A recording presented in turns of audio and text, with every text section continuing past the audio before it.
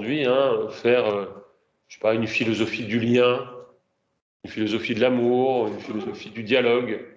Donc vous pouvez, comme un phénoménologue, essayer de décrire cette expérience en disant, voilà, je me trouve avec Julien, qu'est-ce que ça veut dire dialoguer, comment ça se passe, etc. Et Adorno considère que cette voie, elle est vouée à l'échec, et que en fait, si j'étudie le dialogue, il faut que je sais pas quelles sont les disciplines que vous connaissez à part la philosophie, mais ça peut être, je sais pas, la proxémique, ça peut être la sociologie goffmanienne des interactions, etc., etc. Mais l'idée, et c'était le sens d'une discussion qu'on a eue avec Sémir, Anaïs et Martin, c'est pas de dire que le philosophe va venir comme une espèce d'inspecteur des travaux finis à la fin pour dire en fait ce que vous étiez en train de faire et que vous ne sachiez pas que vous faisiez, c'est ça, vous les spécialistes de proxémique, vous les spécialistes du dialogue, etc. C'est de dire voilà, en fait, moi ce que je vois que vous faites, c'est ça, et j'essaie de comprendre en quoi ça contredit des expériences que je crois naturalisées. Donc ce rapport à des savoirs scientifiques, ce rapport, il est voué à dénaturaliser notre rapport à certaines expériences, à les mettre à distance, si vous voulez. Bon. Or, ce que j'ai proposé, c'est un peu l'hypothèse qui va fédérer ces 4 séances, c'est de dire que la grammaire des grammairiens, pas la grammaire des philosophes, la grammaire des grammairiens, c'est-à-dire une grammaire qui est descriptive et technique et historiquement constituée. Donc cette grammaire-là, elle peut nous servir à reposer un certain nombre de problèmes philosophiques pour peu que, conformément à l'impératif d'Adorno, on ne cherche pas à travers elle une possibilité de totaliser le savoir, d'accord, mais de donner des espèces. Alors, les benjaminiens diraient des constellations, lui dit plutôt des configurations, et de rendre ces configurations productives dans l'effort qu'on a à se dénaturaliser des expériences que nous avons. À partir de là, j'ai indiqué que 3 types d'enquêtes s'ouvraient et que j'en parcourrai certains avec vous pendant ces 2 jours. Donc il y a un premier type d'enquête que je trouve moi absolument passionnant et que j'ai pratiqué dans plusieurs essais et études, c'est d'étudier ce qu'on pourrait appeler la philosophie des grammairiens. Là, j'ai oublié de le dire parce que malgré tout, le temps avançait, mais mon modèle pour penser ça, c'est le grand texte d'Althusser que Macheret commande souvent sur la philosophie spontanée des scientifiques. Qu'est-ce qu'ils font en fait quand ils mobilisent un savoir scientifique et ici, qu'est-ce qu'ils font quand ils mobilisent un savoir philosophique? Donc, philosopher à partir de la tension que les grammairiens eux-mêmes ont dans leur rapport à la philosophie.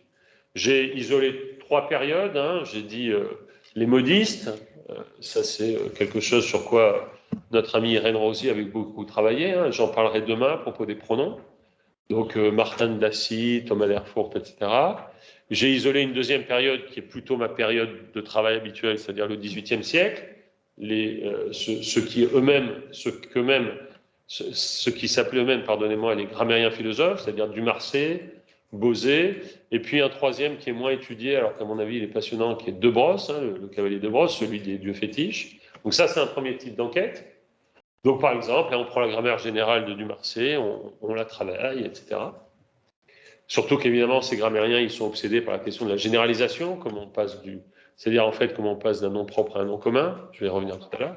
Un deuxième type d'enquête, c'est l'enquête symétrique, c'est-à-dire non pas étudier la philosophie des grammairiens, mais la grammaire des philosophes, c'est-à-dire les lieux, parfois denses, parfois plus diffus, dans lesquels, dans leur système, les philosophes se posent des questions de grammaire.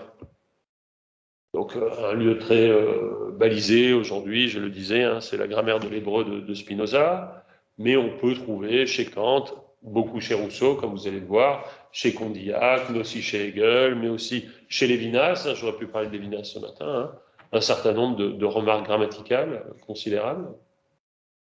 Et je disais que ce type d'enquête, il est évidemment dominé par la figure de Humboldt, parce qu'Humboldt a essayé d'être à la fois un grammairien philosophe puisqu'il s'est beaucoup interrogé sur la diversité des langues, et un philosophe grammairien, c'est-à-dire quelqu'un qui peut produire une grammaire générale. Et puis, le troisième et dernier type d'enquête, c'est une enquête qui part de problèmes et qui essaie d'instruire ces problèmes avec la double focalisation du grammairien et du philosophe. Donc, on peut travailler, c'est comme ça, par exemple, j'ai travaillé sur le complément d'objet, mais pas le complément d'objet comme dès qu'on fait du point de vue de sa grammaire à lui quand il parle du complément de sujet, mais comment, tout simplement, c'est constitué la catégorie du complément d'objet dans les grammaires. Est-ce que c'est une notion qui a toujours été... Et vous allez voir aujourd'hui, hein, cet après-midi, je parlerai de ça à propos du nom propre, parce que qu'est-ce qu'on entend par nom propre, à quelle période, etc. L'idée étant de traverser l'histoire d'un problème grammatical et d'essayer de le constituer comme un problème qui dépasse la simple sphère de compétences des grammairiens, mais qui rejaillit, qui a des conséquences d'un certain type. Voilà. Donc c'est ça qu'on a fait ce matin. Alors je ne sais pas si je refais le résumé à chaque séance, parce que du coup le résumé à la quatrième, ça sera ceux qui ont assisté, ils partiront. Donc c'était pour faire le lien entre ce que j'ai proposé ce matin et ce que je vous propose cet après-midi, et qui s'intitule donc Rousseau et le nom propre, une étude logico-grammaticale.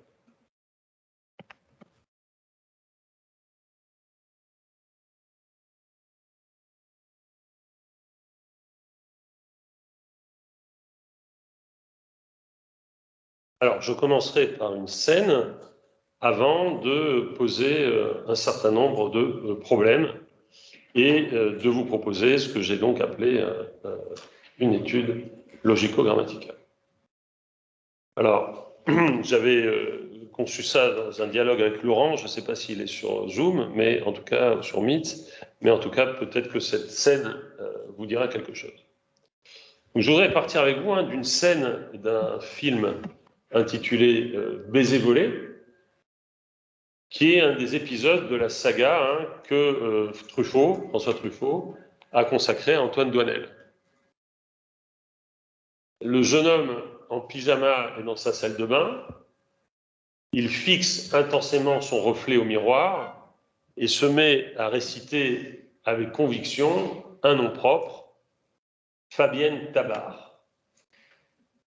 Il le répète, j'ai compté, une trentaine de fois. Fabienne Tabar, Fabienne Tabar, Fabienne Tabar. Modulant sa voix, élevant ou abaissant le ton, s'accompagnant de sa main qui semble marquer tantôt le rythme, tantôt commander un orchestre, tantôt inviter, enjoindre. Doinel est visiblement agité, comme si à travers ce nom propre scandé, il ne cherchait pas seulement à rejoindre la femme qui porte ce nom propre, à l'étreindre, mais à résoudre un drame, à agir sur son destin, à faire quelque chose. Fabienne Tabar, Fabienne Tabar. La voix monte comme pour hurler et descend comme pour susurrer. Et puis soudain, peut-être avez-vous souvenir en tête, sans la moindre transition et dans la même agitation, un autre nom surgit, Christine Darbon. Ce nom est soumis au même traitement, hurlé, scandé, murmuré, recherché et comme caressé. La main se fait celle de l'imprécateur, Doinel hurle. On sent bien que la seconde litanie s'oppose à la première et que là aussi, la récitation a une fonction précise. Résoudre un conflit. Doinel se concentre, s'il répète à l'envi, ce n'est pas évidemment pour se souvenir, ce n'est pas non plus pour appeler, c'est pour agir sur l'être. Christine Darbon, Christine Darbon. Cette répétition d'un nom propre qui s'élève en chant furieux s'oppose à la première, et c'est comme si quelque divinité devait pouvoir trancher entre ces deux invocations, comme si ces noms répétés allaient s'élever dans les airs, double face d'une même pièce, qui devait tournoyer pour retomber du côté du bon nom. On comprend que le héros, en répétant ces noms, cherche à évaluer leur conformité, leur rectitude, aurait dit Platon, leur accord avec sa propre vie. En les répétant ou à les répéter, l'un ne devrait-il pas en effet finir par s'imposer, par faire que le choix entre les deux noms soit tranché par la profération?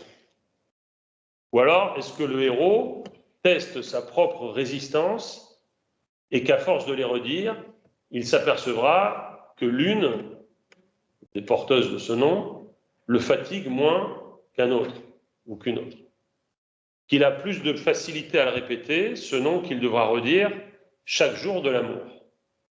C'est alors qu'avec le sérieux qui caractérise le jeu de Jean-Pierre Léaud, le personnage se met à réciter son propre nom, toujours face au miroir, toujours en pyjama, toujours à 2 doigts du verre qui contient la brosse à dents. C'est maintenant Antoine Doinel qui retentit dans la salle de bain de son appartement parisien. Antoine Doinel, Antoine Doinel, Antoine Doinel. Ici, à coup sûr, la litanie ne peut pas avoir la même signification ni la même portée. Ce n'est certes pas pour se choisir qu'Antoine Doinel se nomme, écrit comme à l'encan son propre nom. Ce n'est même pas pour évaluer la correspondance phonétique d'un couple de noms, comme lorsque des parents angoissés essaient de vérifier qu'un prénom va bien avec un nom, parce qu'ils n'alternent pas le couple Fabienne Tabar, Antoine Doinel, et le couple Christine Darbon, Antoine Doinel. Il crie et répète Antoine Doinel, Antoine Doinel. Il fait monter son nom en puissance, s'égosille, s'époumonne. Que fait-il, ce personnage? Il s'atteste et cherche dans le nom, et c'est comme le mystère de son propre destin qu'il tente de saisir face à un miroir. Certes, il y va là de sa propre identité, et on pense au mythe de Narcisse, fixé par Ovide, ou au stade du miroir de Lacan. Pourtant, c'est moins le reflet qui compte dans la scène de Truffaut que le refrain et le chant angoissé du nom.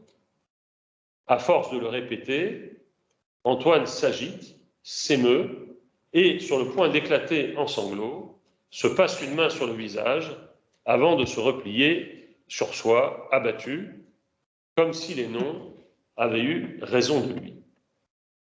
Cette scène du nom propre ou des noms propres, est une scène qui vous indique que le nom propre peut être, et je vous demande de noter ça, peut être une puissance.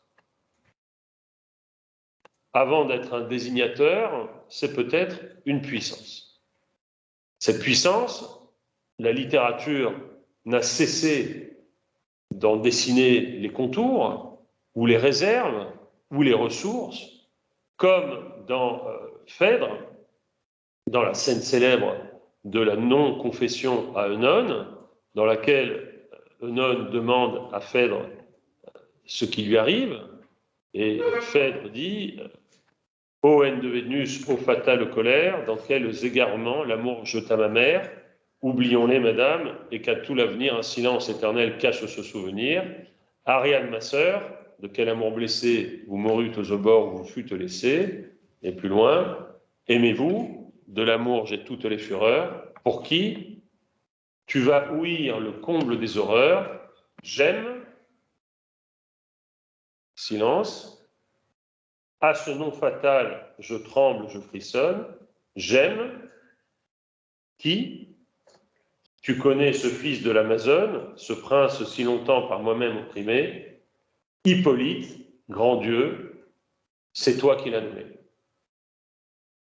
Donc ici, ce n'est pas le nom dans sa profération qui est puissance, c'est le nom dans le recel de sa profération. La puissance du nom déflagre parce que le nom n'arrive pas au bout de la langue, au bord des lèvres. Et puis, on pourrait citer aussi, pour rester dans la sphère classique, la scène tout à fait célèbre de la princesse de Clèves, la scène du jardin, dans laquelle la princesse fait cet aveu à nul autre pareil au prince qu'elle l'aime ailleurs. Et Nemours, qui est perché dans les arbres, s'inquiète et se réjouit. Le prince est comblé d'une telle marque de confiance, mais finit par demander, alors la confiance et la sincérité que vous avez pour moi sont d'un prix infini, vous m'estimez assez pour croire que je n'abuserai pas de cet aveu, vous avez raison madame, je n'en abuserai pas et je ne vous en aimerai pas moins. Vous me rendez malheureux par la plus grande marque de fidélité que jamais une femme ait donnée à son mari, mais madame, achevez et apprenez-moi qui est celui que vous voulez éviter. Je vous supplie de ne point me le demander, répondit-elle. Je suis résolue de ne pas vous le dire, et je crois que la prudence ne veut pas que je vous le nomme.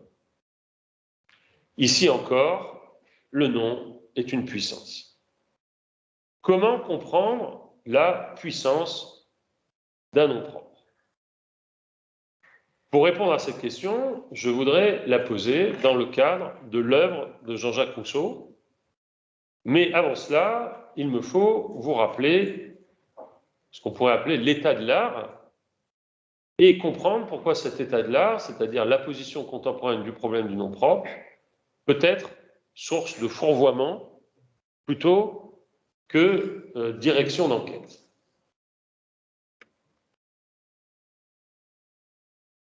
Aujourd'hui, le nom propre est un des objets privilégiés des philosophes du langage et des logiciens de vocation analytique. Cependant, les noms propres restent dans une espèce de position étrange dans le cadre des théories du lexique qui s'occupent des classes de mots.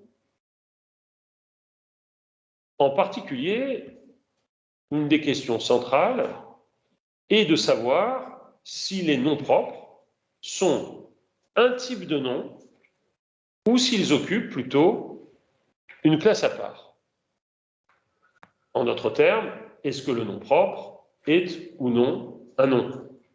C'est peut-être plus clair de dire est ou pas un nom. Bien sûr, il est difficile pour moi, et sans doute fastidieux pour vous, de rappeler l'ensemble très complexe et très articulé des études sur le nom propre. Cependant, il faut vous rappeler l'extraordinaire hétérogénéité des démarches de celles et de ceux qui s'occupent du nom propre.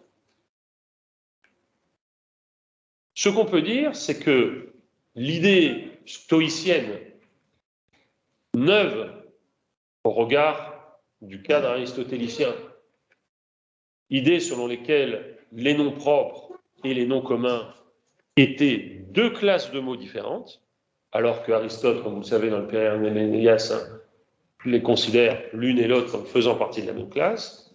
Cette idée stoïcienne, cette idée neuve, si vous voulez, est une idée qui a eu peu de postérité. Aujourd'hui, dans la linguistique moderne, les noms, et dans la philosophie du langage, les noms propres sont, pour la plupart du temps, considérés comme un type de nom avec des caractéristiques particulières.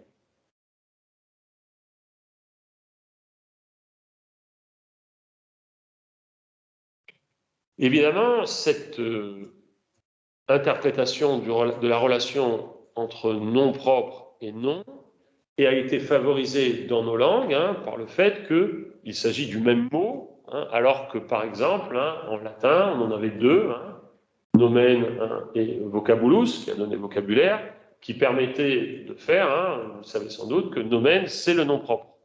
Et donc on avait l'impression qu'on avait deux catégories, et ensuite il a à charge des grammairiens de rapatrier le nomen dans la sphère du vocabulus. Il est vrai que peu de questions linguistiques, peut-être celle des pronoms, mais peu de questions linguistiques ont suscité des considérations aussi divergentes. Pour certains, les noms propres ne font pas partie du lexique. C'est le cas de Strawson. Pour d'autres, les noms propres n'ont pas de sens et il ne s'agit pas de les comprendre, mais seulement de les utiliser. Dieu them, dit Gardiner, dit Lyons, pardon, ou Ullmann. Ce qui permet à d'autres de soutenir que les noms propres sont une sous-classe non sémantique des noms communs. C'est peut-être votre point de vue.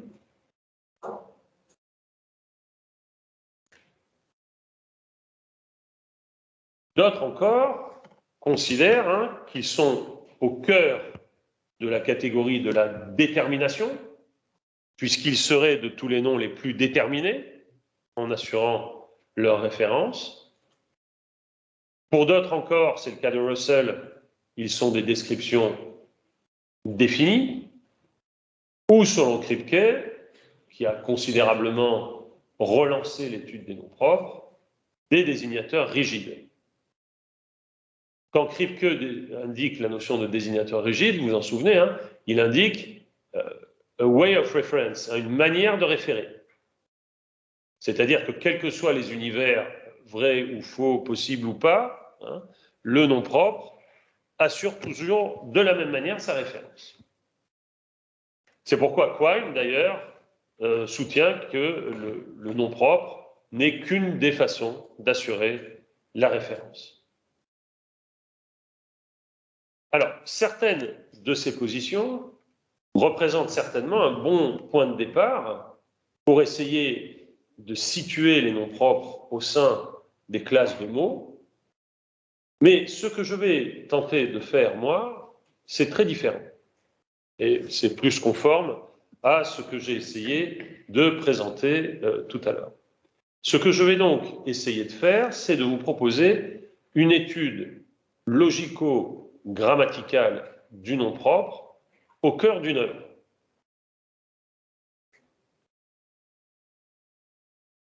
Ce terme d'étude logico-grammaticale, je ne l'invente pas, je l'emprunte à un livre qui ici me servira de guide, qui est le livre de Jean-Claude Pariante, L'analyse du langage à Port-Royal, sous-titre « 6 études logico-grammaticales ».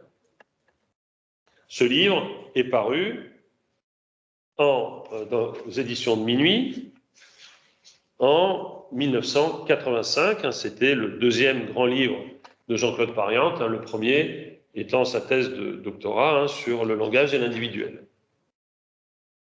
Alors, pourquoi est-ce que cette étude m'intéresse et en quoi va-t-elle me servir de modèle pour entreprendre mon propre travail? Le point de départ de Pariante consiste à critiquer l'interprétation chomskienne de la logique de Port-Royal. Vous savez que, étrangement, à la fin des années 60, au milieu des années 60 plutôt, la linguistique de Port-Royal, la grammaire générale et raisonnée de Port-Royal, d'Arnaud et Lancelot, a fait l'objet d'une double promotion paradoxale, enfin, le rapprochement est paradoxal, d'une part par Chomsky, dans la linguistique, Cartesian Linguistics, et d'autre part par Foucault, dans Les mots et les choses. Et ce que Pariante essaie de comprendre, et c'est pour ça, vous allez voir que je tenais à lui faire hommage, à lui rendre hommage, ce que Pariante essaie de montrer, c'est que la manière anachronique qu'ont et Foucault et Chomsky de traduire la grammaire de Port-Royal, l'un dans la grammaire, dans les termes de la grammaire générative, l'autre dans des termes que Pariante qualifie de logiciens, sont des manières qui ne permettent pas de comprendre. Alors, je vais citer Foucault alors que Pariante vient de le critiquer, l'épistémé de la logique et de la grammaire de Port-Royal. Je le cite, et je pense que beaucoup d'entre vous se reconnaîtront dans cette formule, qui est, je trouve, dans l'introduction, page 9. Il ne s'agit pas de revivre le passé, il s'agit de comprendre quel présent il était. Entre ceux qui l'ont vécu et nous, il y a au moins ce trait commun qu'ils affrontaient eux aussi un donné intellectuel complexe avec les ressources dont il disposait. Pour le reste, c'est l'humour de Pariente, il n'était ni plus intelligent ni plus stupide que nous, au sens collectif, s'entend. Il est consternant de voir avec quelle légèreté on leur prête des idées absurdes, et je ne prétends pas ne jamais l'avoir fait. Par exemple, pourquoi aurait-il cru qu'une universelle implique une existentielle? La thèse de Pariente me conforte dans l'idée que j'essayais d'avancer ce matin, qu'on a tout intérêt à traiter des problèmes logico-grammaticaux dans le contexte grammatical dans lequel ils se sont développés. D'accord? Donc, ce que je veux dire par là, c'est qu'il ne s'agit pas d'aller lire la question du nom propre chez Rousseau avec Kripke ou avec Russell pour dire il est du côté des descriptions définies ou il est du côté des désignateurs rigides. Il s'agit de comprendre comment Rousseau pense le nom propre dans une époque où le nom propre est au cœur de discussions de grammairiens et de philosophes du langage, comme, je cite, Condillac, Dumarsais, Bosé, l'abbé Girard, Vaugelas. Et donc, bien sûr que si demain vous envoyez à la revue Philosophie ou à la revue de Métaphysique et de Morale un article où vous êtes dit, je sais pas, le nom propre de Rousseau contre le nom propre de Kripke, hein, ça brille. Hein. Mais en fait, d'une certaine manière, ça ne sert à rien. C'est-à-dire que si vous faites ça, c'est que vous allez traverser la complexité historique qui vous résiste de l'œuvre de Rousseau pour y retrouver des conceptions postérieures dont vous avez l'intuition qu'elles sont importantes. Donc, en travaillant comme ça sur Rousseau, hein, je veux vous inviter à rentrer justement hein, dans la forêt des grammairiens. Et en même temps, hein, ça me permet de rendre hommage à ce maître livre qui propose, hein, au fil de six lectures, hein, une étude absolument remarquable en synchronie des thèses de Port-Royal. Et donc, hein, je me lance, si vous voulez bien, dans la question du nom propre chez Rousseau, après ces préliminaires.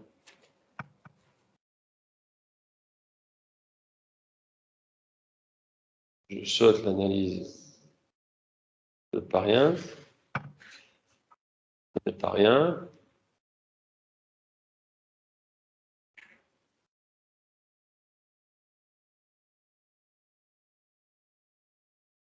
Et donc, je commence par une scène de roman. D'accord? La scène de roman, c'est la scène de la Nouvelle Héloïse. Donc, vous connaissez sans doute ce roman. J'en rappelle rapidement l'intrigue. Saint-Preux est un jeune précepteur qui est invité par le baron d'Étanges à donner des cours particuliers à une jeune fille, à sa cousine, Julie Éclair. Au bout d'un an, pendant lesquels leur passion monte, Saint-Preux avoue son amour et en se déclarant force Julie à se déclarer à son tour. Il commence comme aucun amoureux ne commencerait. Mademoiselle, il faut vous fuir. Hein, évidemment, en lui disant ça, il l'attirait à lui. Ils s'aiment. En s'aimant, ils vont déclencher une catastrophe parce que Saint-Preux est un roturier. Et le père de Julie va congédier Saint-Preux. Hein, et Saint-Preux va fuir le petit village suisse dans lequel il se trouve. Pendant ce temps, la mère de Julie va mourir. Julie va épouser un homme que son père lui destinait, le baron de Volmar. Et le baron de Volmar, tout à fait angoissé par le poids que Saint-Preux a dans l'esprit de Julie, a cette idée que aucune d'entre vous et aucun d'entre vous autour de cette table n'aurait, c'est de faire revenir Saint-Preux. La bonne idée. Et oui, il se dit, comme Saint-Preux obsède ma femme, eh bien, il vaut mieux qu'elle le retrouve, comme ça elle verra que ce n'est que ça. En effet, hein, elle voit que c'est que ça, c'est-à-dire elle est folle amoureuse de lui, et cette union impossible, dans le cœur de la maisonnée, va entraîner la catastrophe qu'on attend depuis le début du roman, c'est-à-dire que Julie va mourir. Alors, on ne sait pas si elle se suicide ou si c'est un accident, mais en tout cas, elle ne supporte pas cette tension. Or, donc ça c'est pour le résumé. Or, au moment où Saint-Preux sort d'un jardin que Julie a construit, il va faire à un de ses correspondants une confession que je vous cite. En entrant dans l'Élysée, donc dans le jardin avec les dispositions, je me suis subitement rappelé le dernier mot que m'avait dit hier M. de Volmar, à peu près dans la même place. Le souvenir de ce seul mot a changé sur le champ tout l'état de mon âme. J'ai cru voir l'image de la vertu où je cherchais celle du plaisir. Cette image s'est confondue dans mon esprit avec les traits de Madame de Volmar, et pour la première fois depuis mon retour, j'ai vu Julie en son absence, non telle qu'elle fut pour moi et que j'aime encore à me la représenter, mais telle qu'elle se montre à mes yeux tous les jours. Ce passage est délicat. Saint-Preux, donc, se conforme à la réprimande du baron, et donc il décide d'être sage, et en entrant dans le jardin, il se dit transformé, converti. Là où il cherchait l'image du plaisir, il a trouvé l'image de la vertu, son modèle. Or, cette image a pris les traits d'une femme, et cette femme, tient à préciser Saint-Preux, c'est Madame de Volmar, et non pas Julie. Entendons que, pour la première fois, Saint-Preux ne pense pas à Julie quand il se rapporte à elle, mais pense à Madame de Volmar. Donc ici, déjà, les Kripkéens, ça racle. Tout est changé, nous dit-il, l'image de la femme, la relation qu'il pourrait avoir avec elle, et jusqu'au nom même. Il faut donc préciser le rapport qui lie ces trois termes. Dans le roman, il y a le corps de Julie, l'image de Julie et le nom de Julie. C'est pourquoi la fidélité dans ce roman ne saurait être pensée sans le contenu de ce à quoi on veut se montrer fidèle. On peut être fidèle à un corps, on peut être fidèle à une image, on peut être fidèle à un nom. Tout simplement parce que le corps, l'image et le nom traversent les temps. L'image tient-elle davantage et mieux que les corps, et les noms mieux que les images? J'aimerais essayer de comprendre ce rapport entre le nom et l'être, entre le nom et l'identité, non pas à partir de conceptions postérieures à la grammaire de l'époque de Rousseau, mais à partir des termes dans lesquels se déploie cette problématique à l'époque de Rousseau. Dans ce passage, Saint-Preux réalise et le vœu de Julie et le vœu du mari de Julie. Parce que, en 3.18, la fameuse lettre, celle dont Rousseau, avec la modestie dont il était coutumier, estime qu'elle est supérieure à la princesse de Clèves, en 3.18, donc, Julie a écrit à Saint-Preux « Tout est changé entre nous, il faut nécessairement que votre cœur change. Julie de Volmar n'est plus votre ancienne Julie. Julie de Volmar n'est plus votre ancienne Julie. La révolution de vos sentiments pour elle est inévitable et il ne vous reste que le choix de faire honneur de ce changement au vice ou à la vertu. » La vertu, donc, est ce qui règle le nouveau rapport au nom et au corps de Julie. Tout comme l'ordre de la vertu remplace l'ordre naturel, de la même manière, Julie de Volmar est la nouvelle Julie. Elle n'est pas simplement la nouvelle Héloïse, elle est la nouvelle Héloïse au carré, c'est Julie de Volmar, ou la nouvelle Julie, ou la nouvelle Héloïse. Il revient donc à Saint-Preux de se conformer aux règles qu'implique ce nom. Comme je le disais, Saint-Preux se montre aussi en accord avec ce que Marie lui demande, puisque ce que M. de Volmar demande à Saint-Preux et à Julie, c'est tout uniment une thérapie par le corps dans le temps, c'est-à-dire qu'en voyant la femme évoluer dans le temps, je serai moins amoureux de l'image à laquelle j'étais attaché dans ma jeunesse, ce qui n'est pas très, à mon avis, glorieux de la part de Volmar, mais qui est aussi la thèse de Proust, je vous rappelle, et une thérapie par le nom, quelque chose comme une onomathérapie. Ici, Volmar est proche d'Antoine Doinel, puisqu'il prête donc au nom un pouvoir magique, comme disaient les latins, nomen omen, selon une tradition qu'ont bien étudié les anthropologues de Fraser à Lévi-Strauss et les philosophes de Husener à Cassirer.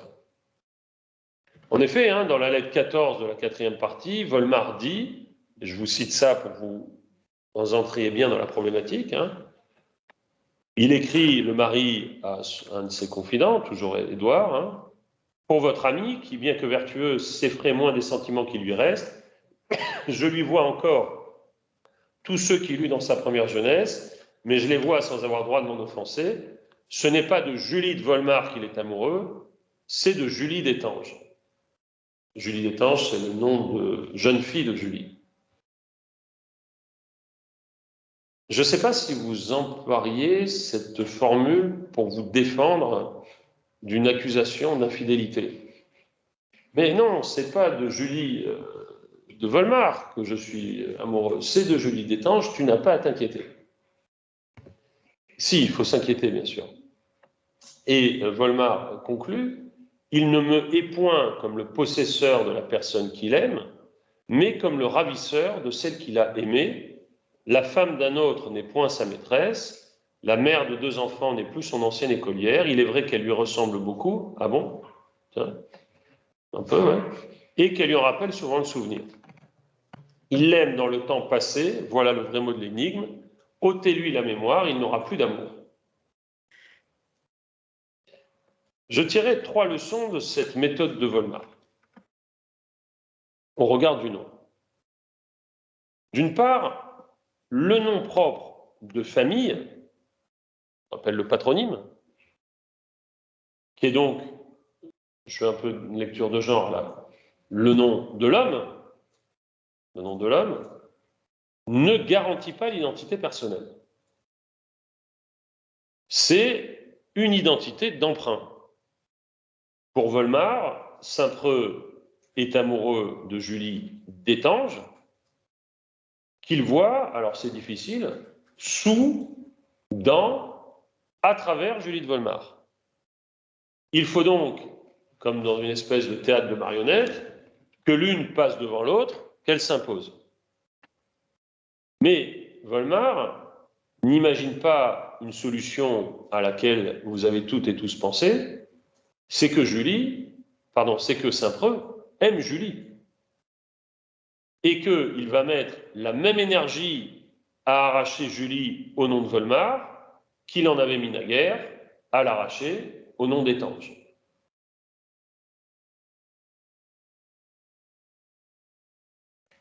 D'autre part, pour Volmar, l'amour de Saint-Preux pour Julie est un amour prisonnier d'une image première née au temps de la rencontre par rapport à laquelle je devrais marquer ma fidélité. Volmar veut opérer plusieurs arrachements et, comme il le dit, ma méthode est solide. Pour lui, quand Saint-Preux est tombé amoureux de Julie, il ne la voyait pas déjà telle qu'elle était, mais telle qu'il l'avait vue, et il était resté fidèle à l'image des premiers temps. Pour Volmar, cet amour est figé comme une image et comme un nom. Il suffit donc de plonger cette image dans le temps, et ce nom dans le temps, pour les dissoudre au profit de ce qu'il faut bien appeler, avec le lexique de l'Eucharistie, la présence réelle. Enfin, pour Volmar, le nouveau nom de Julie baptisé et son nouveau corps ressuscité correspondent à la mort de l'ancienne Julie. La nouvelle Julie est la mort de l'ancienne femme, mort de son nom et mort de son corps.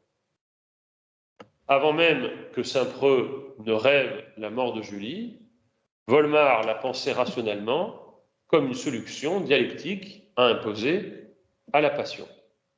En d'autres termes, dans la Nouvelle Héloïse, ils veulent tous que Julie meure, et si vous me passez ce mauvais jeu de mots, il faut bien qu'elle s'exécute. Ce que montre en revanche le parcours de Saint-Preux, c'est que l'image de Julie est plus forte que Julie est plus forte que Julie d'Étanges, et que Julie de Volmar résiste peu face au prénom. Comme si être fidèle au prénom, c'était déjouer la puissance du nom. Or, en 1933, Benjamin avait rédigé une note brillante intitulée « Amour platonique ». Cette note, vous la trouvez dans les œuvres de Benjamin, publiées en folio, donc dans la traduction de Maurice de Gandillac, au volume 2, page 340-341. Alors je la lis, je fais quelques remarques de traduction, et j'essaie d'en déduire une réflexion sur le nom chez Rousseau. Voilà ce que dit Benjamin. L'essence et le type d'un amour se définissent le plus rigoureusement dans le destin qu'il réserve au nom, virgule, au prénom. En allemand, c'est Wesen und Typus einer Liebe zeichnen am strengsten im Schicksal sich ab, donc dans le destin, welche sie dem Namen bereitet, dem Vornamen. La distinction entre prénom et nom. Il poursuit. Le mariage, alors je pense que c'est plus le cas en Belgique, c'est plus le cas en France non plus, c'est plus le cas non plus en Italie depuis longtemps. Le mariage prive la femme de son ancien nom de famille pour lui substituer celui du mari, donc Julie d'Étanges, Julie de Volmar. Et pourtant, la chose vaut aussi pour toute approche sexuelle qui ne laisse même pas intact le prénom. En effet, il l'enveloppe et le déforme par des surnoms affectueux qui souvent le laissent dans l'ombre pour des années, pour des dizaines d'années. Au mariage, entendu dans ce sens large, s'oppose l'amour platonique, et c'est ainsi seulement dans le destin du nom, non dans celui des corps, qu'il se peut vraiment définir avec son seul sens authentique, son seul sens important, comme l'amour qui ne sacrifie pas le nom pour expier son plaisir, mais qui aime l'aimer dans son nom même, la possède dans son nom, et dans son nom la choix. Qu'il garde et protège dans leur intégrité le nom, le prénom de l'aimé, voilà seul qui exprime la tension qui se nomme amour platonique. Pour cet amour, la présence de l'aimé sort de son nom, comme le rayonnement d'un foyer ardent, et c'est de lui encore que procède l'œuvre de celui qui aime. Ainsi, la vocation poème d'amour platonique serait de sauver l'aimé dans son nom. Si mon nom propre ne m'appartient pas, c'est qu'il me lie à mes parents, c'est le leur. Seul le prénom qu'ils m'ont donné m'appartient en propre. Au moment où la femme se marie, elle se voit, pour la deuxième fois, attribuer un nom de famille. Ne lui reste donc que son seul prénom. Le nom de l'aimé assurerait son identité selon l'amour, alors que son nom de famille indiquerait son altération dans la société. Or, il se trouve, dit Benjamin, que ce nom, ce prénom, est souvent, dans les relations sexuelles, submergé par les diminutifs. Le nom tronqué, Donc Julie, hein, ça deviendrait Juju, oh ma Juju, hein, oh ma Lily, hein, etc. Ou, dit-il, par des noms d'oiseaux, hein, les noms troqués, pas tronqués mais troqués, quand les appellatifs du baby talk empruntent leur lexique à l'animalerie. Mon poussin, ma pupuce, etc. Or, nous dit Benjamin, le poète sauve la femme en son nom, et à chaque fois qu'il prononce ce nom, il la fait exister dans sa singularité. On se demandera donc, dans les propos qui suivent, si il ne faut pas prendre au sérieux la formule de la lettre 211 de la Nouvelle-Héloïse, quand Rousseau écrit « La véritable philosophie est celle des amants et celle de Platon ». En effet, on est en droit de se demander dans quelle mesure cette véritable philosophie ne se distingue pas autant par le sort qu'elle accorde au nom que par celui qu'elle accorde à l'amour. La véritable philosophie est celle des amants, ça veut dire hein, peut-être que la véritable philosophie des amants, c'est la philosophie platonicienne du nom. Faculté de nommer et faculté d'aimer, la faculté de nommer celui ou celle qu'on aime et d'aimer celui ou celle qu'on nomme. Le rapport entre ces deux facultés, nommer et aimer, toujours présupposé par les rousseauistes et jamais remis en cause, peut-il vraiment demeurer impensé? Rousseau aura eu besoin, je vais le montrer, de son roman pour fixer le vertige de ses idées. On pourrait dire hein, qu'à côté de la fameuse formule de Spinoza, nul ne sait ce que peut le corps, éthique 3, 2, 5, on pourrait adjoindre à cette formule, hein, nul ne sait ce que peut un nom. En effet, nous ne savons pas davantage ce que peut un nom. Or, je soutiendrai que pour trancher cette question, on a besoin de comprendre au moins un des débats grammaticaux qui ont saisi l'époque de Rousseau. En effet, Rousseau a développé une ontologie du nom propre.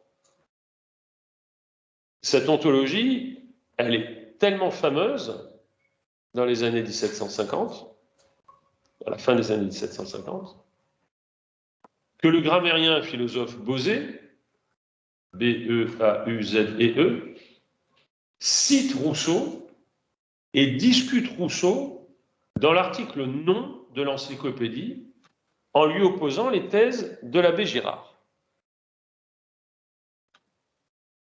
Donc un triangle, si vous voulez, hein, Bauzet, Girard, Rousseau.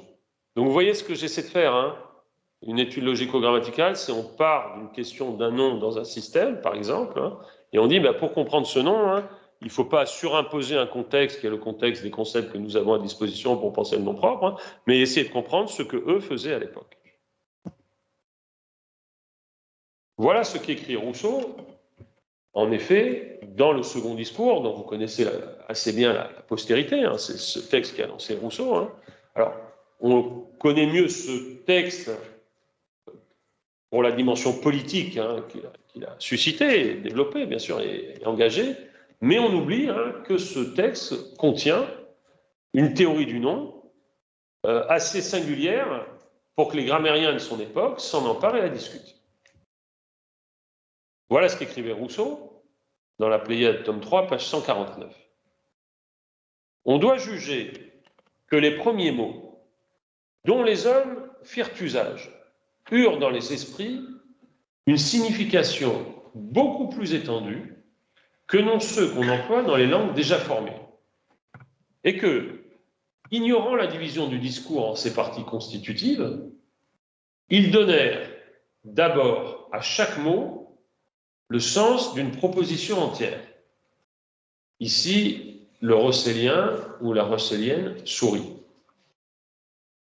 Quand ils commencèrent à distinguer le sujet d'avec l'attribut et le verbe d'avec le nom, ce qui ne fut pas un médiocre effort de génie, les substantifs ne furent d'abord qu'autant de noms propres. l'infinitif fut le seul temps des verbes, et à l'égard des adjectifs, la notion ne s'en dut développer que fort difficilement, parce que tout adjectif est un mot abstrait et que les abstractions sont des opérations pénibles et peu naturelles. Donc ici, le texte se fait technique, et si on le lit avec un peu de prudence, on est sensible à la différence de ce paragraphe avec les précédents, et on voit que les termes qu'il emploie ne sont pas des termes qui arrivent comme ça dans le discours, bien sûr, hein. Proposition entière, adjectif comme mot abstrait. Vous ne diriez pas qu'un adjectif est un mot abstrait, vous ne diriez pas que vert ou rouge est un mot abstrait. Ça veut dire hein, qu'il isole une qualité qui est portée par le nom propre, en fait, ou le nom commun. Donc il est abstrait au sens où il ne s'impose pas avec la substance, mais il qualifie la substance. Et ce travail de qualification est nommé par Rousseau une abstraction. Rousseau poursuit. Chaque objet reçut d'abord un nom particulier, sans égard au genre et aux espèces. Problème de la classification et de l'abstraction qu'on a exactement à la même époque chez Condillac et chez Buffon. Hein. Le discours sur la manière de traiter l'histoire naturelle de Buffon est de 1949, la même année que l'essai sur l'origine des connaissances humaines de Condillac. Alors, et aux espèces que les premiers instituteurs du langage n'étaient pas en état de distinguer. Et tous les individus se présentèrent isolés à leur esprit comme ils le sont dans le tableau de la nature. Ça, si vous avez un peu de familiarité avec ces thèses, hein, c'est une thèse parfaitement nominaliste. Il n'y a que des individus, il n'y a pas de classe, et les premiers noms qui furent donnés ne furent donnés qu'à des individus, d'accord ? Et donc chaque premier nom fut un nom propre. Et il donne un exemple. Si un chêne s'appelait A, alors ici le pronominal est un peu étrange, un autre chêne s'appelait B, de sorte que plus les connaissances étaient bornées, et plus le dictionnaire devint étendu. Hein, extension, réduction de l'intention.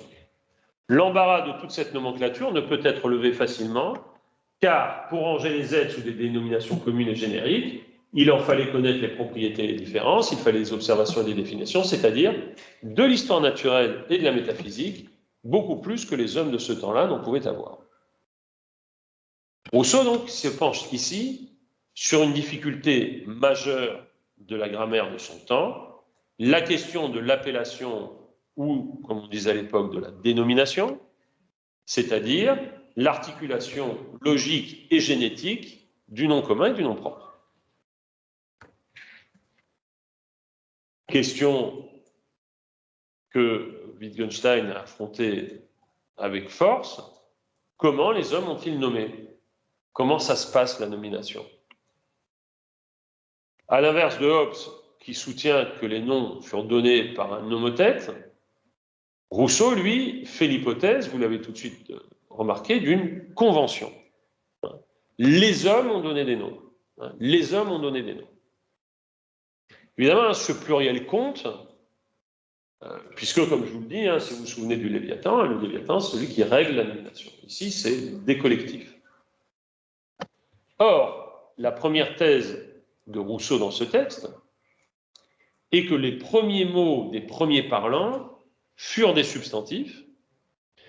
Rousseau ici, je n'ai pas le temps de le montrer, c'est un peu un autre débat, mais il faut quand même le rappeler, s'oppose, mais c'est une constante de toute son œuvre, à la notion, la conception qui voudrait que les cris aient donné des noms.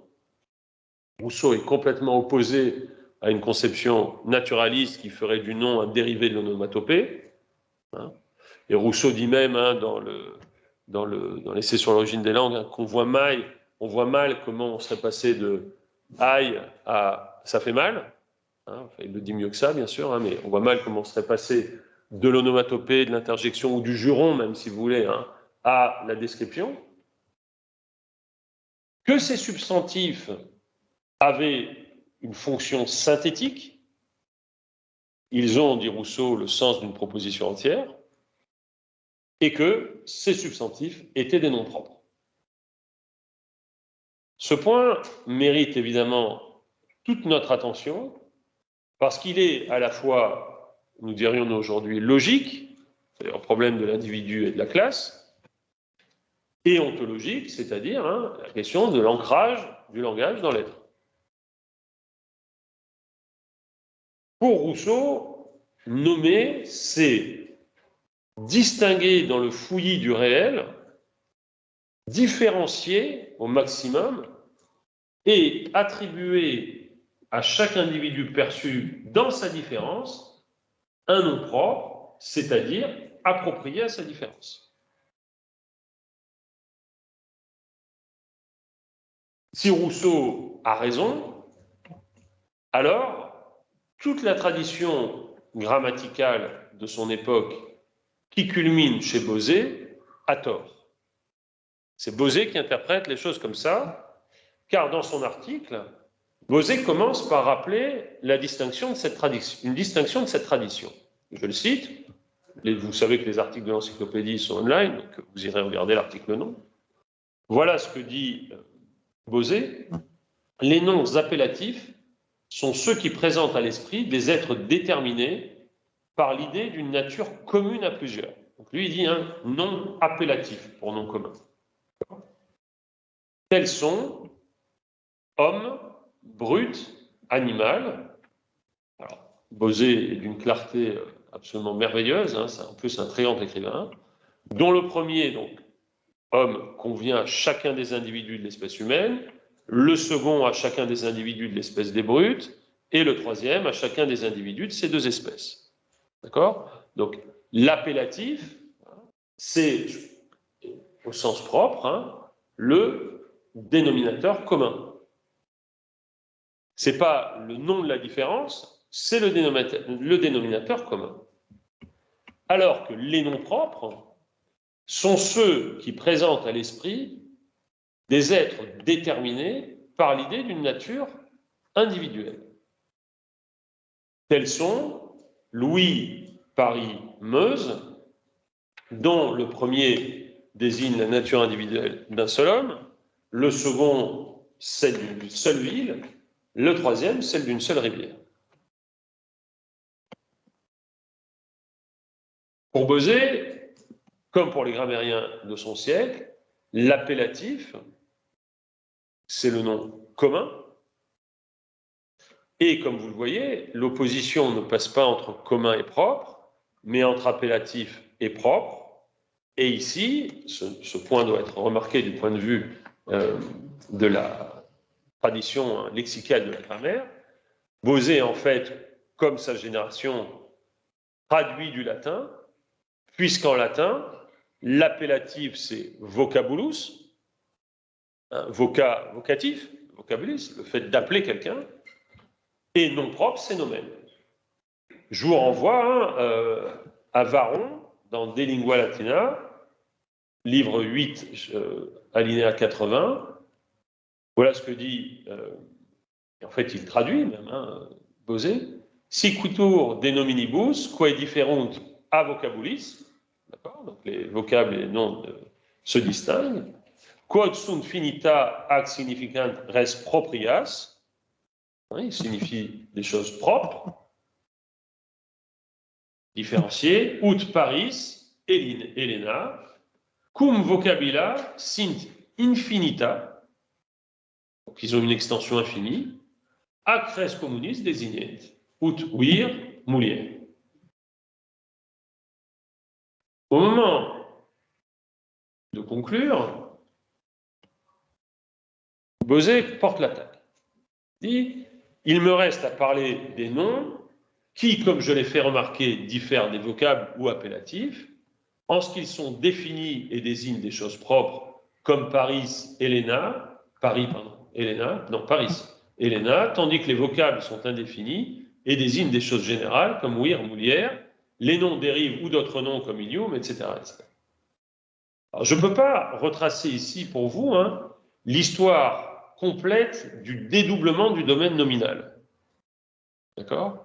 Mais j'attire votre attention, et c'est ça que je veux faire émerger par rapport à la tradition logicienne, que la tradition grammaticale s'intéresse dans sa sphère de compétence, qui est celle de la détermination, à la distinction entre ce que c'est qu'appeler quelqu'un ou une chose et nommer quelqu'un ou nommer une chose.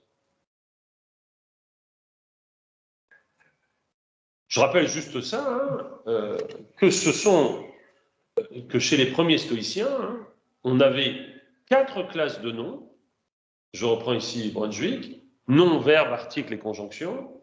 Et c'est Chrysippe, le fameux Chrysippe, qui a imposé la distinction du nom propre et du nom commun, créant donc 5 classes, c'est-à-dire en fait sortant le nom propre de la classe des noms. Chez Chrysippe, en effet, la liste des classes de mots s'élève à 5 parce que la classe nominale se divise en 2.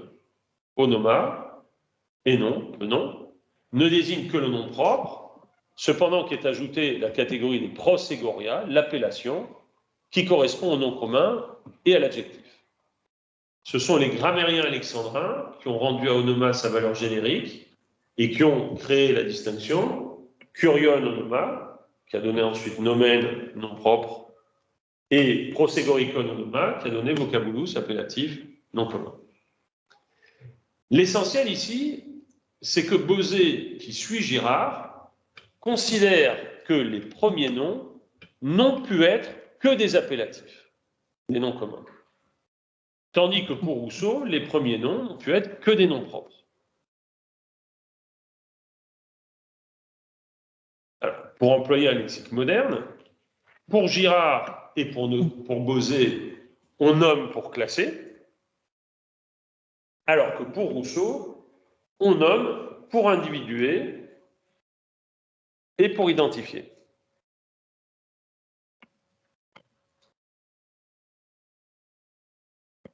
En effet, Bosé, dans la suite de son article, écrit « Pour ne rien laisser à désirer sur ce qui peut intéresser la philosophie à l'égard des noms appellatifs et des noms propres, il nous faut nous arrêter un moment sur ce qui regarde l'ordre de la génération de ces deux espèces. » Et il cite ici, en les opposant, Girard et Rousseau.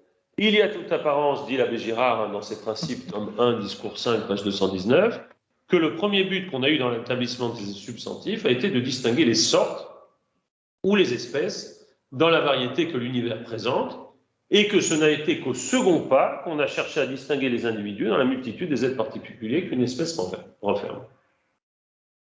Si vous connaissez La pensée sauvage de Lévi-Strauss, vous savez qu'il y a un chapitre tout à fait extraordinaire où Lévi-Strauss s'oppose à Gardiner et cite d'ailleurs Russell, pas Kripke, Russell et Mill, et il dit en fait, on nomme pour classer. Donc, Lévi-Strauss est un girardien, si j'ose dire. Et après avoir cité Girard, Bosé embraye et dit « Monsieur Rousseau de Genève, dans son discours sur l'origine des fondements de l'inégalité, adopte un système tout opposé. » Et il cite l'intégralité de ce texte. Il commente « On ne doit pas être surpris que cette question ait fixé l'attention des philosophes. La nomenclature est la base de tout langage. Les noms et les verbes en sont les principales parties. Cependant, il me semble que les tentatives de la philosophie ont eu à cet égard bien peu de succès, que ni l'un ni l'autre des deux systèmes opposés ne résout la question de manière suffisante. »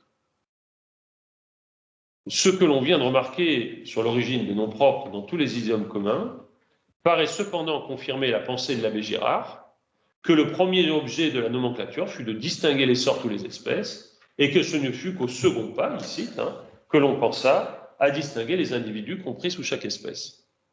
Mais, comme le remarque très bien M. Rousseau, pour ranger les êtres sous des dénominations communes et génériques, il en fallait connaître les propriétés et les différences. Donc, Bosé, comme souvent, finit en suspendant le jugement, même si on sent qu'il va plutôt du côté de Girard que du côté de Rousseau.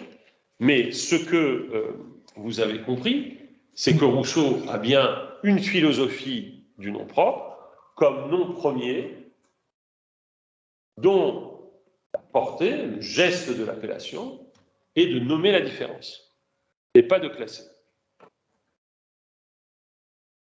Or, ce n'est pas tout.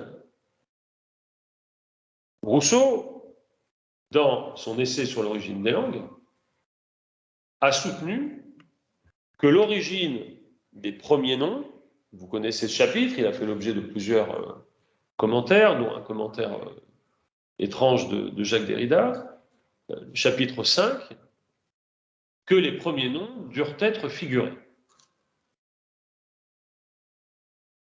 Je ne doute point qu'indépendamment du vocabulaire et de la syntaxe, je le cite, la première langue, si elle existait encore, n'eût gardé des caractères originaux qui la distingueraient des premiers. Non seulement tous les tours de cette langue devaient être en images, en sentiments, en figures, mais dans sa partie mécanique, elle devait répondre à son premier objet et présenter au sens ainsi qu'à l'entendement les impressions presque inévitables de la passion qui cherche à se communiquer. Ça, c'est l'origine passionnelle du premier langage.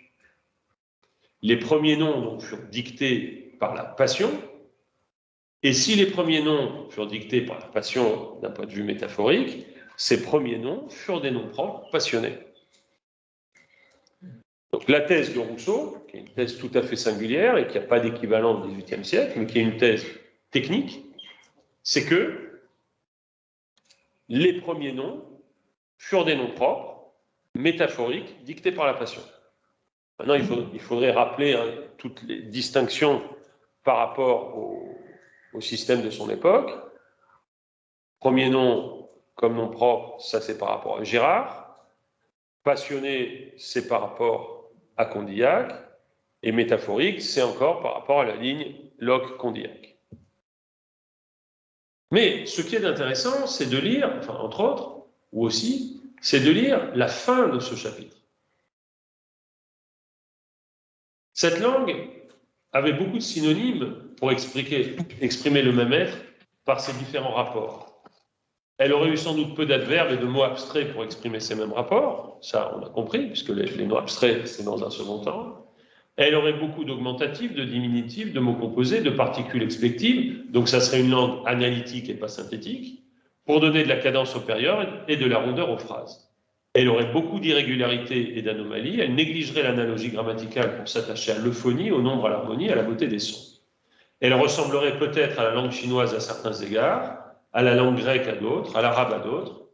Étendez ces idées dans toutes leurs branches, et vous trouverez, c'est la dernière phrase du chapitre, dont vous avez peut-être mémoire, que le cratyle de Platon n'est pas si ridicule qu'il paraît l'être. Donc, il y aurait une origine naturelle du langage humain, et cette origine naturelle, elle conjoint une pensée de la différenciation dans le mot propre et du caractère passionné des premiers noms métaphoriques. Ce que Rousseau définit ici, c'est une certaine forme de cratilisme dont Gérard Genette ne s'est pas occupé dans Mimologique, et qu'il faut bien appeler un cratilisme érotique, le cratilisme du désir. En d'autres termes, si la véritable philosophie des amants est celle de Platon, cette dernière indique le point d'articulation de l'érotique comme système de l'amour et de l'onomastique comme système des noms. On comprend alors le site de la question du nom dans la Nouvelle Héloïse, c'est le rapport nommé et aimé dans le roman, qui devient un roman des noms, et ce roman des noms est comme gouverné par la pensée logico-grammaticale du nom propre. On comprend alors beaucoup mieux pourquoi la Nouvelle Héloïse, donc je vais tirer un certain nombre de conséquences et j'irai vers ma fin, enfin la fin, pas la mienne, ça va, vers la fin de cet exposé, pas tout de suite. Pourquoi ce roman est obsédé par la tradition pétrarchiste? Car, si vous avez lu ce roman, vous vous souvenez qu'il s'ouvre par une citation de Pétrarque, à laquelle Rousseau disait tenir plus que tout, dans la correspondance avec son éditeur Jean-Michel Rey, et cette citation de Pétrarque est la suivante: Non la conobbe il mondo mentre l'ebbe, conobbi Dio che a piangere qui rimasi. C'est le sonnet 338. Le monde ne l'a pas connu pendant qu'il l'avait. Conobbi Dio, moi je l'ai connu, qui reste ici à la pleurer. je me limiterai ici à 2 remarques. La première, donc cette citation de Pétrarque, qui va commander un ensemble de 9 citations de Pétrarque dans tout le roman, cette citation s'inscrit dans une chaîne, puisque Pétrarque cite Dante, Paradis 640, mais surtout, il cite Saint Jean, 1,10. Et mundus eum non cognovit. Et le monde ne l'a pas connu. Qui? Jésus, bien sûr. Le monde ne l'a pas connu pendant qu'il l'avait. Et nous, les apôtres, nous restons ici pour diffuser sa parole. Or, ce qui est frappant, c'est que Rousseau a tronqué la citation, car le dernier vers du sonnet a disparu de l'épigraphe, le poème de Pétrarque s'achevant par ces termes, et il ciel che del mio pianto or si fa bello, et le ciel de mes pleurs s'embellit. Chez Pétrarque, on a 4 termes. Il y a l'amour, l'objet perdu, le monde et le poète, mais aussi le ciel. Chez Rousseau, le ciel a disparu et ne reste plus que le monde, l'amour perdu et le poète. Mais la deuxième remarque qu'il faut absolument entendre ici, c'est que le complément de cette perte de l'être aimé, c'est que, et Pétrarque y insiste formidablement, notamment dans le sonnet 291, la perte de l'être aimé n'est pas totale, puisque l'être aimé me laisse son nom. Je cite Canzoniere, sonnet 291, Ne disse mi ha lasciato altro che il nome. Et d'elle, elle ne m'a laissé rien d'autre que le nom. Si Julie n'a laissé que son nom, connaître Julie, c'est la connaître en son nom, et le cratilisme érotique de Rousseau commande le pétrarchisme de la Nouvelle Église. Cette leçon du pétrarchisme, que vous connaissez sans doute par ailleurs, qui a été celle de Ronsard et de Du Bellay, mais aussi de Maurice Sèvres, Rousseau ne l'a faite sienne que pour autant qu'elle rencontrait chez lui non seulement une angoisse profonde de son nom propre, peut-être qu'on y reviendra dans les questions, de ce nom en première personne, si j'ose dire, par lequel je me nomme et par lequel on me nomme et qui reste après moi quand je ne suis plus là pour le prononcer, et que ce qui reste prononce en renvoyant à mon impossibilité de le dire, mais aussi et surtout parce que Rousseau avait une théorie du nom. Et donc, l'étude logico-grammaticale doit permettre de déployer la puissance du nom dans le roman d'amour, mais en cohérence avec l'épistémé grammaticale que j'ai à peine esquissé dans le dialogue Rousseau-Girard à travers Bosé.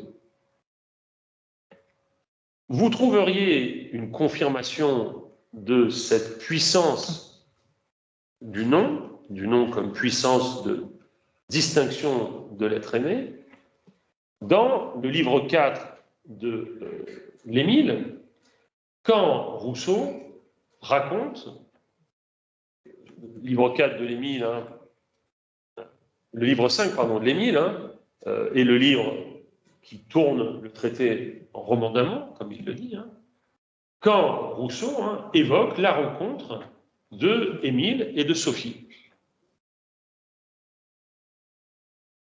Comment amener Émile à tomber amoureux sans perdre son autonomie, sa liberté?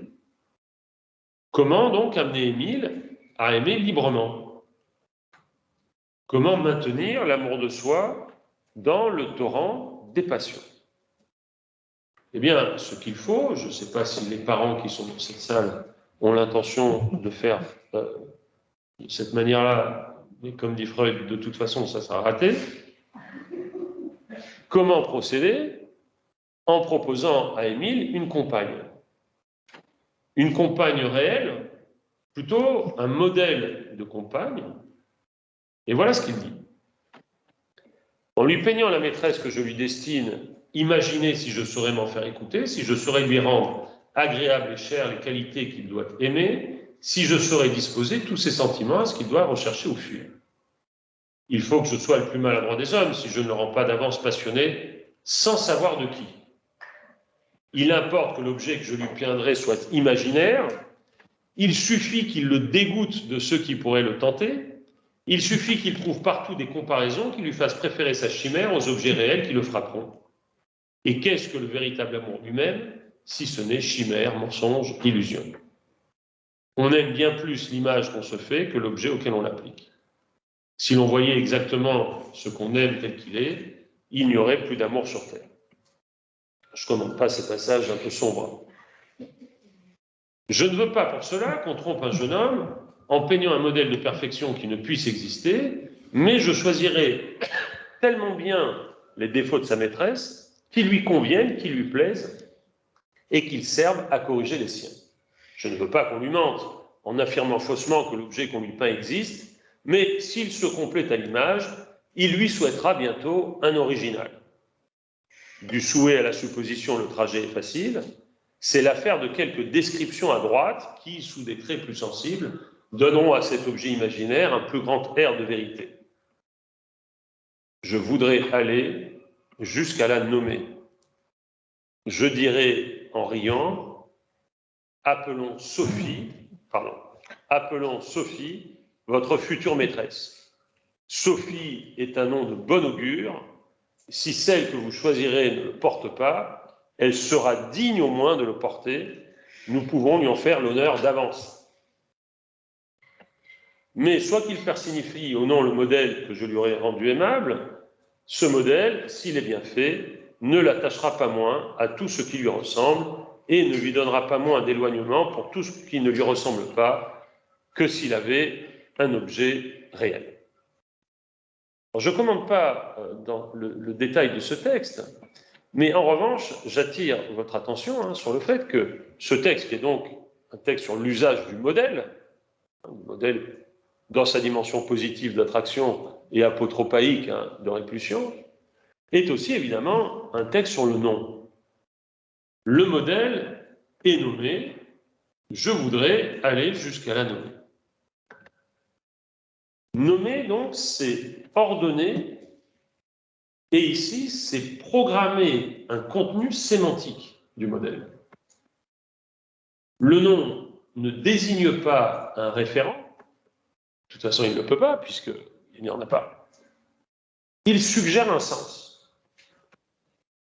Et cette thèse, elle est capitale pour Rousseau, puisqu'elle signifie qu'on peut être plus ou moins digne d'un nom. Le nom est un titre dont il faut se rendre digne.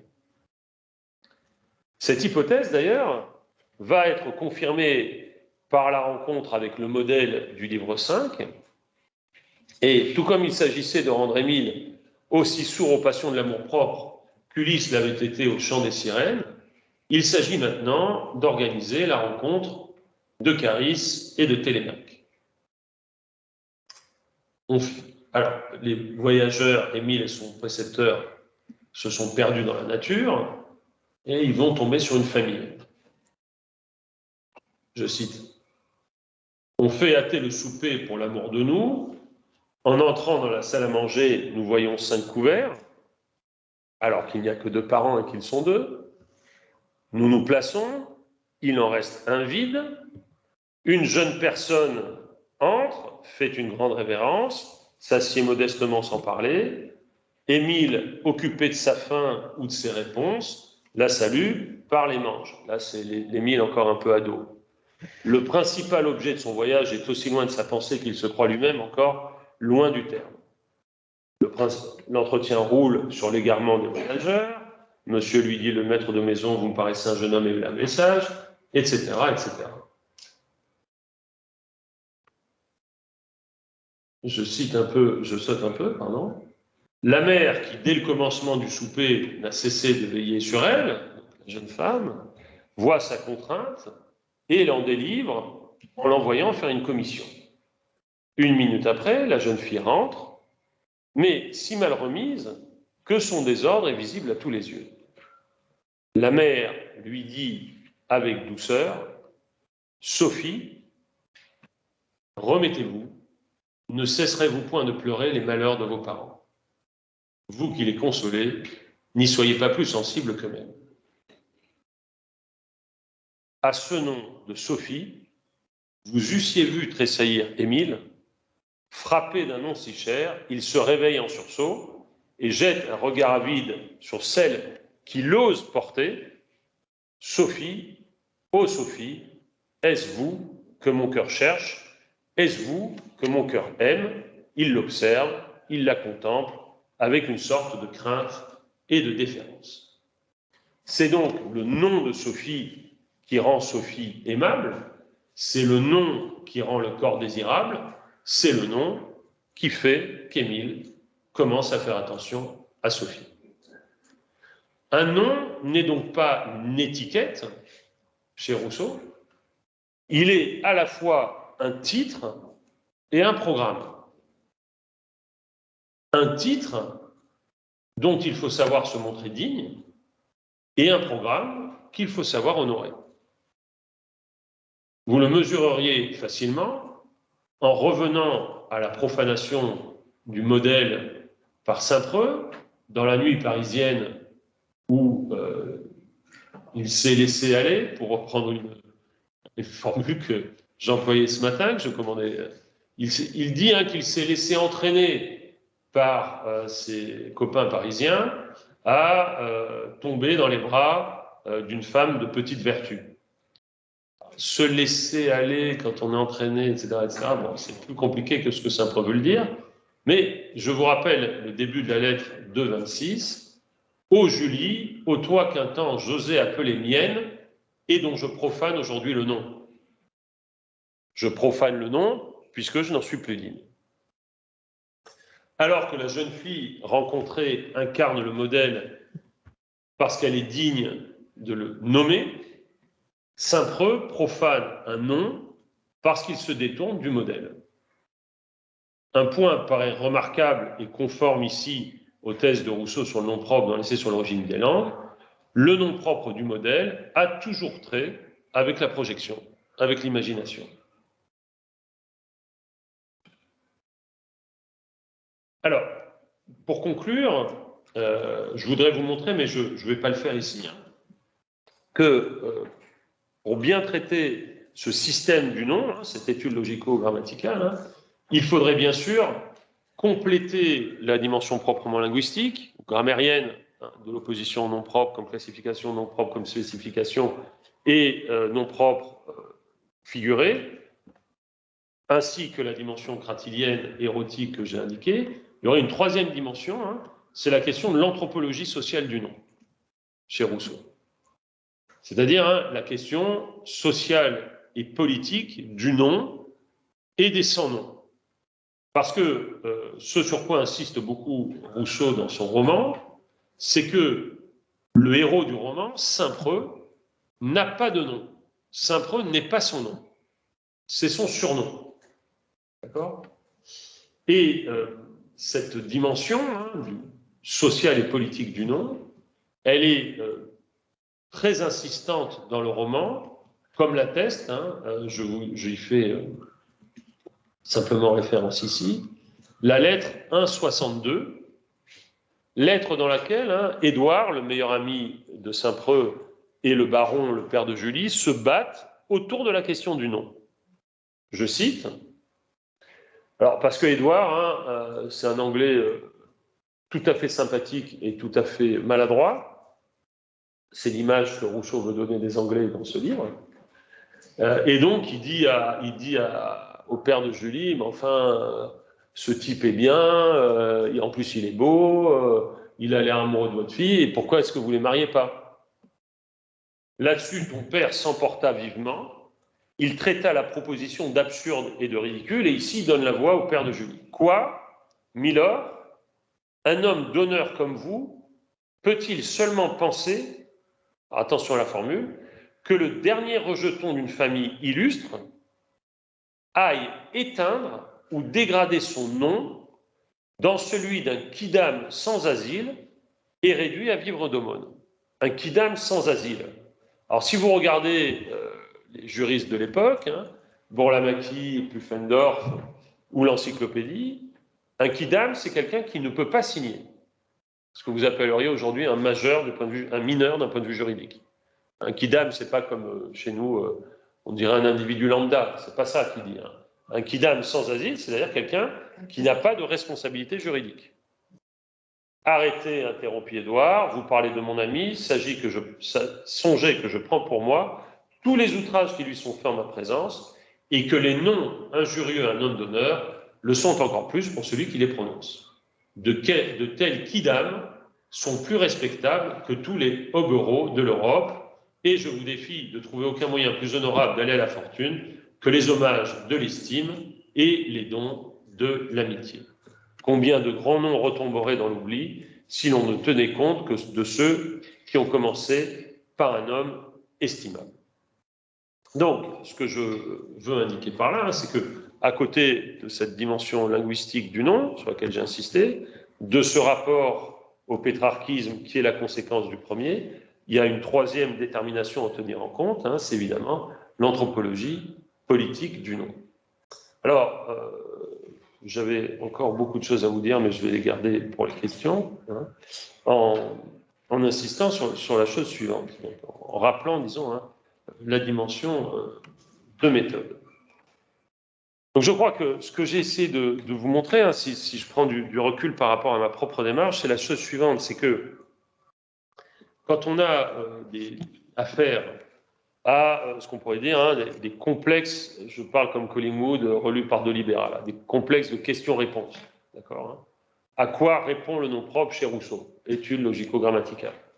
Eh bien, la première règle à respecter, me semble-t-il, eu égard à ce que j'essaie d'expliquer ce matin, c'est de considérer l'étrangeté ou la résistance du système de référence dans lequel se déploie cette pensée du nom.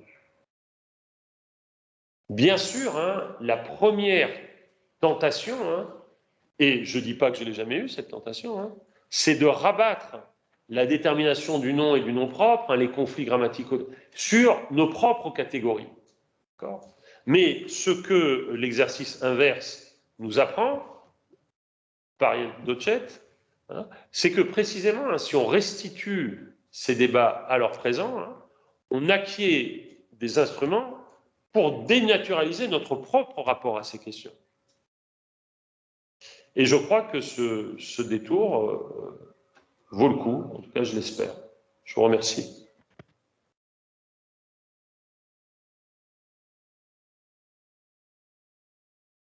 De remercier Martin, je ne peux que citer Issam Shamdi. Je regarde Martin comme un bon nom, loin de là. Il vaut un peu mieux qu'un neutre et guère plus, mais si peu que ce soit, vous voyez que ça lui a rendu bien service. Donc merci Martin pour cette intervention. Nous allons prendre 10 bonnes minutes de pause, donc un quart d'heure, et nous retrouver pour les questions dans un tiers temps. Merci. Merci à vous.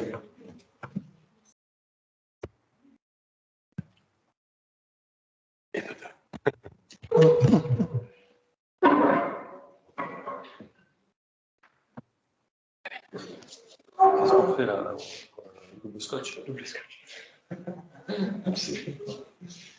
Non. Café, croissant. Croissant, non. On va voir. On va voir ça.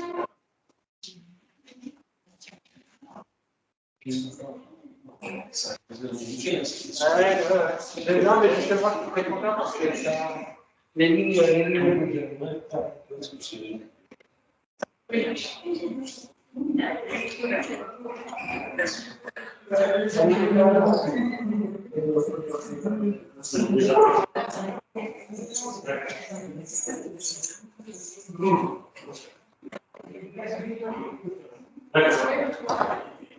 Non, c'est des allégations.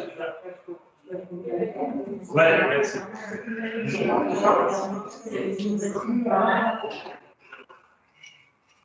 Oui.